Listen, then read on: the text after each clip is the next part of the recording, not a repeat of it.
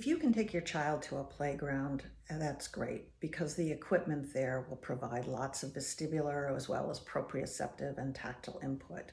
So, for example, the swings, the merry-go-round, the monkey bars, all of the ways that children use this kind of equipment provides vestibular stimulation.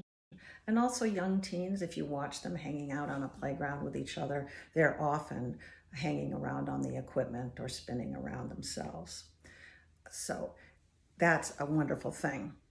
Same is true for adults, although adults may register certain kinds of intense vestibular stimulation like spinning very differently and find that that's terribly uncomfortable.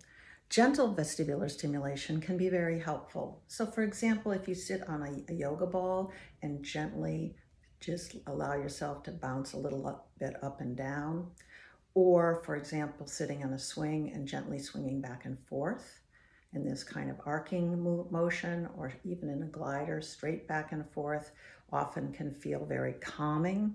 Or for some, downward facing dog, which is a more vigorous kind of input because your head is hanging down, may provide some vestibular stimulation that is helpful, either in a form of calming or in a form of greater alerting.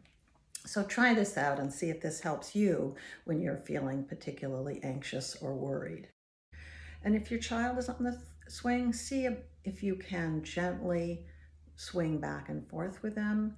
And often you'll find that if you're doing that in a similar timing to the child, let's say they're gently swinging back and forth, the two things might happen. One is you may feel a greater sense of connection and attunement. Two is your child may be acknowledging your presence in a different kind of way with more sense of connection themselves. So that's a way to join your child and at the same time get some calming experience for yourself. But I want to acknowledge that we're living during a time in which many of us must stay within our homes, and that it doesn't feel safe to be outside or to be at playgrounds, particularly in urban environments where there's a lot of density and many people around. One may not feel safe taking one's child outside. But never fear, children will find things in your house. It could be as simple as a bunch of couch cushions, as Heather showed earlier, or it could be that you have a yoga ball and you will find your child seeking out what they need.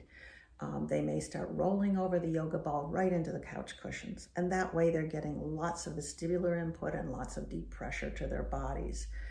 They're finding the sensory motor input that they need, and they will create those opportunities. So think of it this way, that your only job is to tend to their safety and just pay attention to what they're doing so that they can stay safe. If you want to cheerlead a little bit, that's great, and that will make it more fun, but we know that some days one doesn't have the energy for that. But much of what kids are doing in the house, even though it can seem rambunctious, is seeking that sensory motor input that they need. We know that this is a multisensory and multivitamin for the brain.